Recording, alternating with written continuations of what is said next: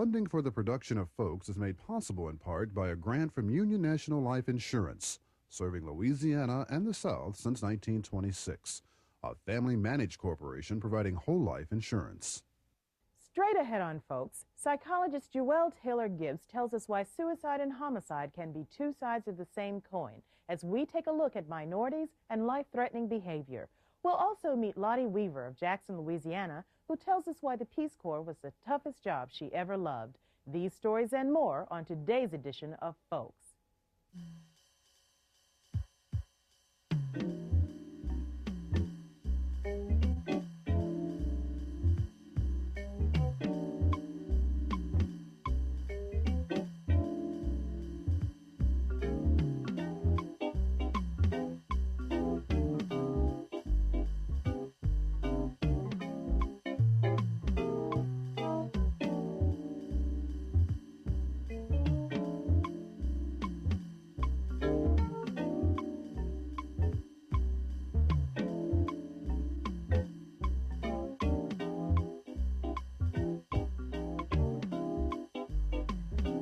Hello everyone and welcome to Folks. I'm Sonya Masingale.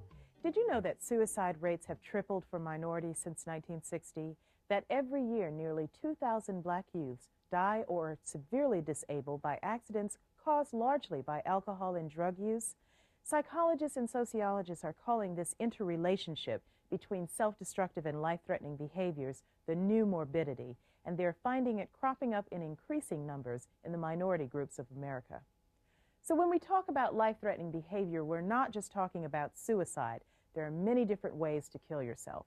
According to the American Association of Suicidology, many people cause their own deaths without a special crisis situation or a conscious effort to commit suicide, which may explain why although suicide rates among blacks tend to be lower than that of other ethnic groups, accidental deaths and homicide rates for blacks tend to be higher. Recently, we attended a meeting of the Louisiana chapter of the American Association of Suicidology to find out more about minorities and life-threatening behavior. The keynote speaker, Dr. Jewelle Taylor-Gibbs, was given an award from the AAS for her research and publications on the new morbidity in blacks.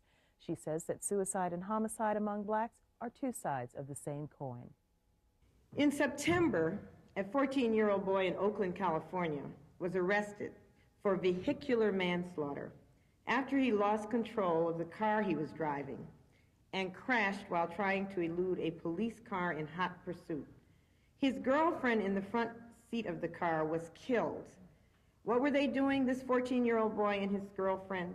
They were driving around in a rented car, delivering drugs to his local customers. Last December, Mark and Andre, both students at an inner-city Oakland, California high school, had been feuding for weeks over some minor differences. Their feud finally erupted into a fistfight in the crowded school corridor. After the fight had been broken up by fellow students, Mark borrowed a gun from his cousin, chased Andre down the hall, and shot him twice in the back before dozens of witnesses. Andre died just 2 weeks before Christmas. Last summer, Robert, abused and abandoned by his alcoholic mother as a child, had been reared in foster homes since the age of 3. By age 16, he had a police record, was failing in school, and was known as a loner. When Robert's working-class foster parents felt they could no longer tolerate his increasingly aggressive behavior, he was transferred to a group home where he became sullen and withdrawn. After he attacked one of the counselors for saying no one really cared about him, Robert was sent to juvenile hall. On his third morning in detention, the attendant discovered Robert hanging in his room. Here is Dr. Jewelle Taylor-Gibbs addressing the Louisiana chapter of the American Association of Suicidology about black youths and life-threatening behaviors. Although a disproportionate number of young blacks, specifically young black males, die from drug and alcohol-related homicides and accidents, and the suicide rate for young black males has tripled since 1960, the actual suicide rate for blacks is still lower overall than for other ethnic groups. I think the reason it's lower has to do with the tradition of religion in the black community.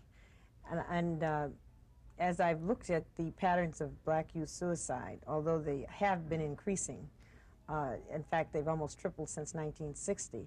They are still really half the rate of the white youth suicide. And I think that it's because of the strong prohibition against suicide in black churches. And I also think that black youth have generally had an extended support system. So when they've felt depressed and when they've felt troubled, they've had several relatives to go and talk to. And I think that has really kept the rates lower. You said in your address that among black youth, suicide and homicide are opposite sides of the same coin. Would you elaborate on that a little bit? As you know, homicide is in fact the leading cause of death for blacks between the ages of 15 and 34. And it is much higher than it is among white youth. And I think the reason for that is that black youth who feel very angry and feel isolated from the mainstream very often displace this anger on other blacks, because most of the homicide in the black community is committed by blacks against other blacks. So I feel that part of this anger and rage is directed inappropriately, really, toward each other because of the high rates of unemployment and the high rates of poverty and the high rates of family disorganization that these youth experience. There's a trend in our society now towards blaming the victim for being a victim. For the black middle-class people who have moved out of their predominantly black communities, just how much responsibility should they assume for stopping these life-threatening behaviors among black youths who are at risk? I think that middle-class blacks have a very large responsibility because, you know, even though some blacks have, so to speak, made it, as long as any of us are oppressed, we are all essentially oppressed. And when you think of the fact that over a third of black people in this country are below the poverty line, this indicates that we have much work to do to help our own communities. I don't think we can expect government to do it all. I think the black church has a certain responsibility to help black families and black youth. I think black professionals should be working in programs where they can assist black families, they can be role models. I think black businessmen should provide job opportunities for black youth wherever possible. And so in general, I think, for example, the black professional organizations should really be giving more money to programs for black youth and really helping black youth, besides just college scholarships, which only reach a very small percentage of black youth. Dr. Gibbs' research on the subject of black youths and violence indicates that violence on television and movies does have an effect on the viewer's behavior. Several studies have found that black children spend more time than whites watching television. So they are constantly barraged with images of violence, glamorized and legitimized, as the principal strategy for solving interpersonal conflicts. They learn that that is what people do to solve their differences on TV. Thus, if they become frustrated and angry, they have learned that violence is socially approved and socially reinforced. After all, why would it be on TV every day and every night if American society did not approve of it? Not only in TV, but also in motion pictures, newspapers and magazines, and rock videos, which are probably the most violent of anything you've ever seen. And in these videos, who gets the pretty women, the tough guys with the weapons and the aggressive behaviors? As long as television consumes so much of the leisure time of black youth, stronger efforts must be made to regulate the programming through economic pressures on advertisers, political pressures on legislators, and legal appeals to regulatory commissions to minimize violence and to replace it with educationally oriented content. It's been proven that the media has a very profound influence not only on the public's perception of black youths, but on the black youths' perception of themselves. Is there any indication that this is deliberate on the part of the media?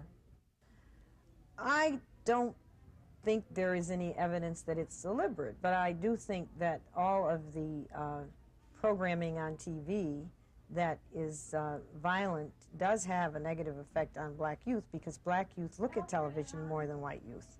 And I think that even though it may not be deliberate, what we need to do as blacks, as in our organizations and in our advocacy groups, is to really put pressures on advertisers and to put pressures on these programmers to try to reduce the amount of violence on TV, because it does have a negative effect on black youth, and all youth for that matter.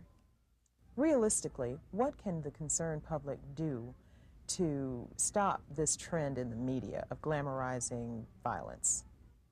I think the concerned public can do many things. I think they can write letters. I think they can call their congressmen, and they can try to affect the regulatory commissions which license TV stations. They can stop buying products. I believe that boycotts of products are one of the most effective ways to get advertisers to stop advertising on programs that have a negative impact on black people. It takes concern and it takes money to address the problem of life-threatening behaviors among black youths and all youths.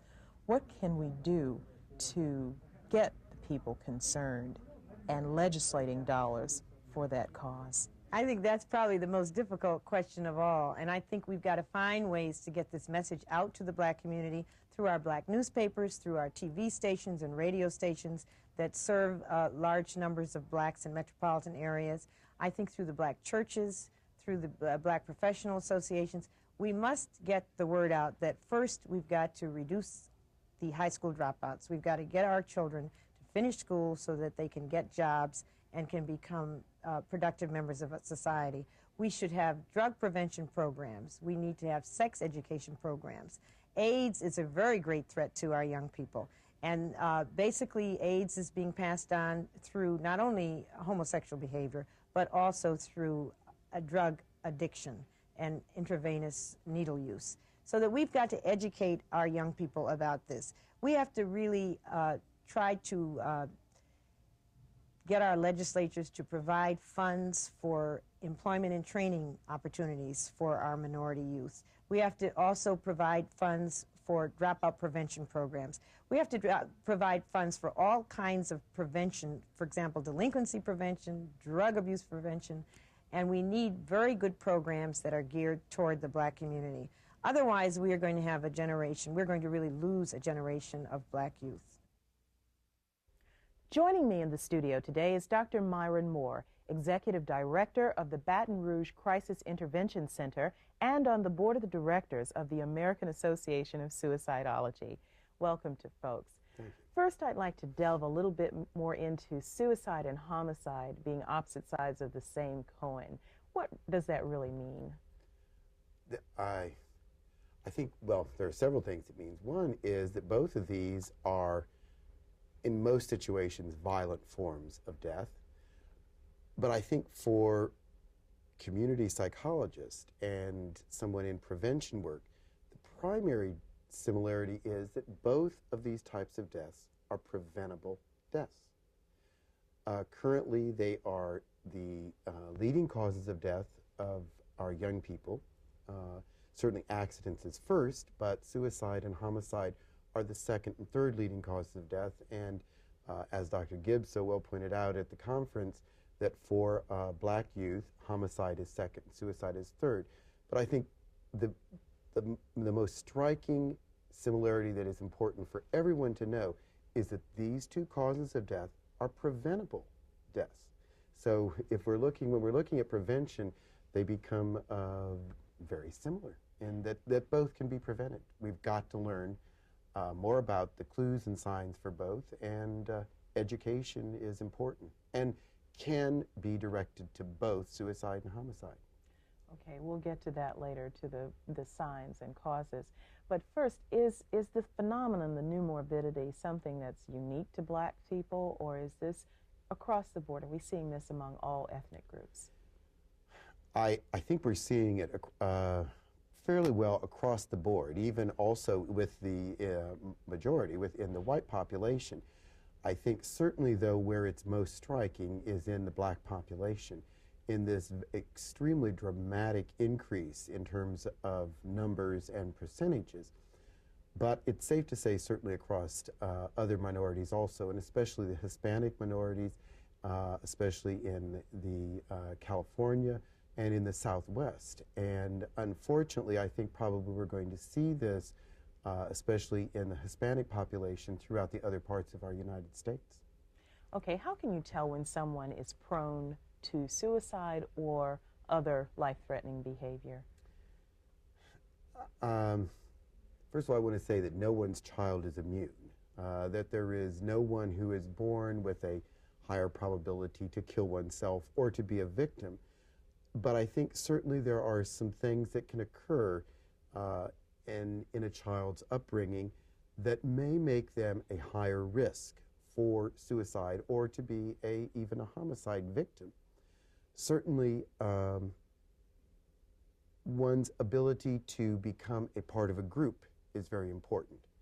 And for a young child who does not get significant nurturing, it does become then more difficult to be included in a group, not just by those in the group, but to feel that it is important for you, or that there is a desire to become part of a group.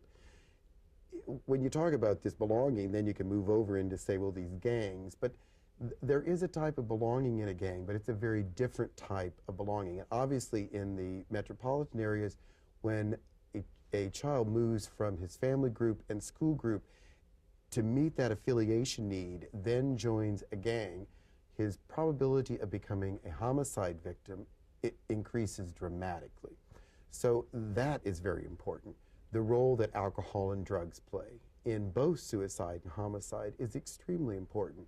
So I think when we see young people starting to use alcohol and drugs, or especially when we start seeing young people get involved in drug deals. Now this is where you have, say, 15, 16, up to 18-year-olds who are using 10, 11, and 12-year-olds to be drug runners. There we're seeing those young runners are very high risk to be victims, either in gang wars, deals that have gone wrong. So these are very important issues that unless we deal with them directly, we are also not going to affect this larger death rate. Okay, for the state of Louisiana, which is relatively small metropolitan areas, is this also something that's happening here? It is happening here, not to the degree that we would see certainly in Los Angeles or New York, but it is happening here. And I think to pretend that we are small in the South and everything is nice is certainly not accurate. For example, in East Baton Rouge Parish 2 years ago, the number of suicides below the age of 20, we had 12. 5 of those were white young people, 7 were black young people. Most of those were not necessarily in drug wars, things like that. They weren't.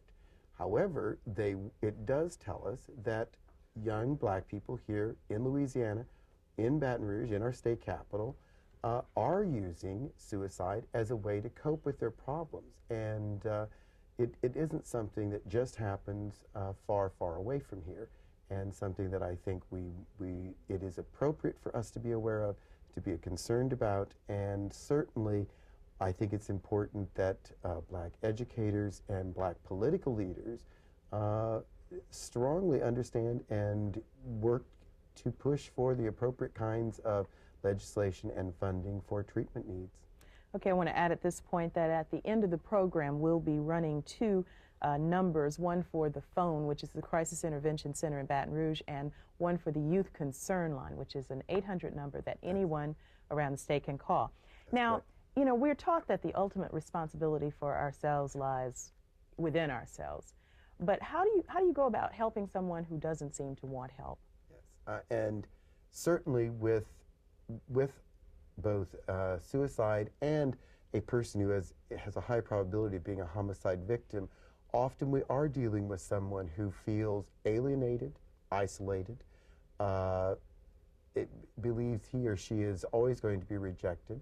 So I think it really does take a more concerted effort to reach out to this young person, to state, we do care, we are here. I think it means being assertive. For parents, I think it does mean using a little tough love. That's being assertive and letting the person know. But I think most important, it's saying we do care, we are here, and taking the time to listen. both from parents and also our school personnel. Dr. Gibbs talked about the very important factor that we've got to have our young people stay in school and finish school. Dropouts we have seen on especially suicide research. In some studies in Pennsylvania and California, 50% of the kids who have killed themselves had dropped out of high school. So we are seeing a very significant high-risk group with our dropout population. So I think... And Louisiana has a very large that's portion right. of dropouts. That's right. And I think we've got to start looking at late elementary school age and junior high school kids and looking at what is their motivation, where are they spending their time, what are they doing, and trying to direct their energy to appropriate activity. Thank you so much for appearing on, folks, and Nice to be here. thank you for the telephone numbers that will run at the end of the program. Certainly. We're running out of time for right. this feature. Our next feature introduces us to Lottie Weaver, a nurse from Jackson, Louisiana, who tells us why the Peace Corps was the toughest job she ever loved. Soon you will be in Africa, where you will be a vital part of the relief aid to help the millions suffering from malnutrition and starvation. You'll be living in some of the most impoverished countries of the world, working in food production, soil conservation, fisheries production, forest preservation, and water supply development. By bringing your training and skills to bear on the underlying problems of agricultural and economic development, you can help your host nations make the difficult but vital journey from dependence on short-term aid to self-sufficiency.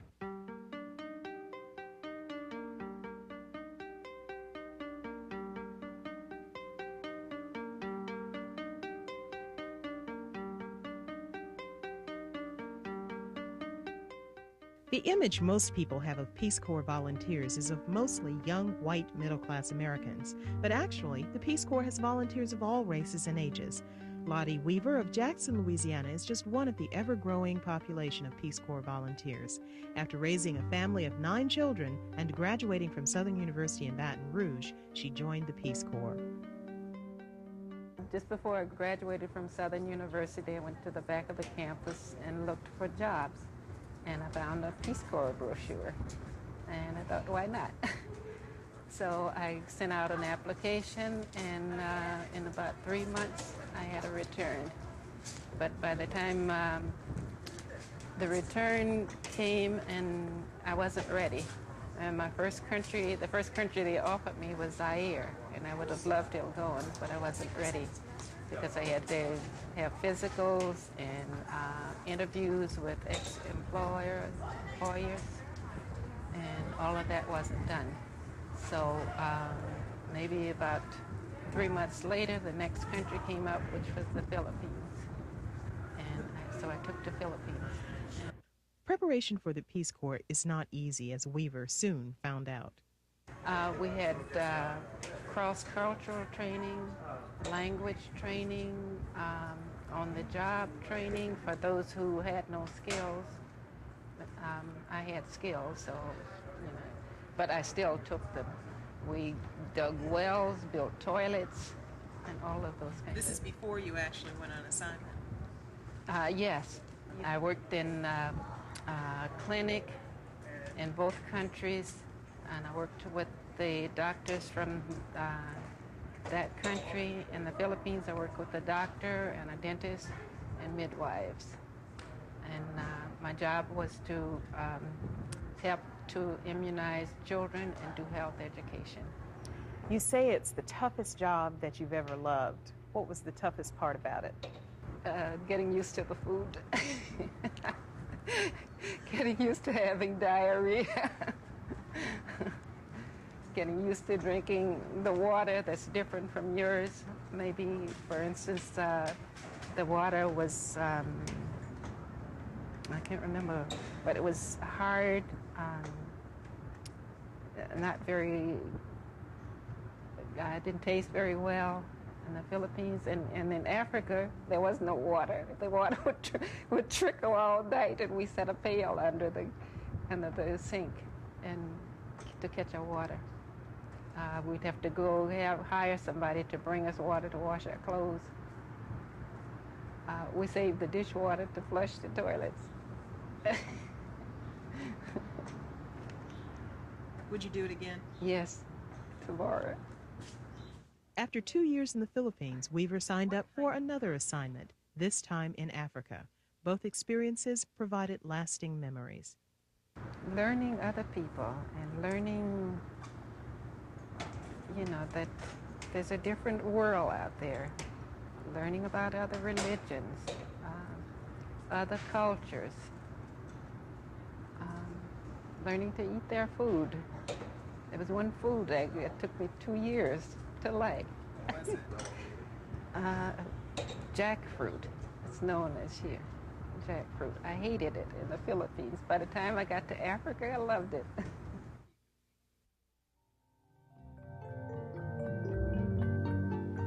The Peace Corps gives us a chance to show a side of our country which is too often submerged.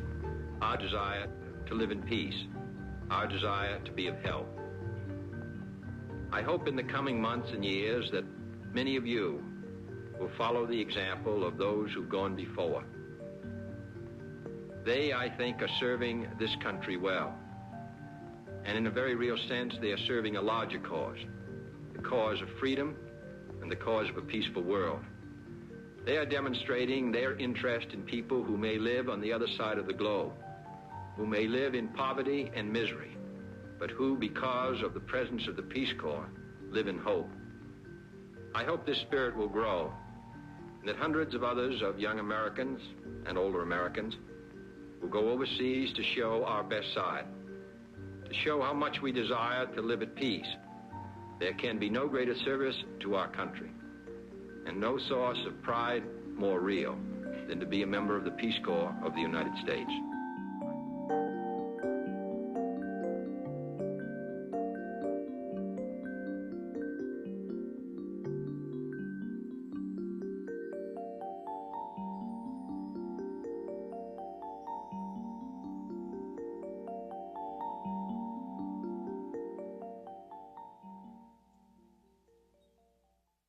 Well, that's it for this week's program. Be sure to join us next week for another edition of Folks. Bye-bye.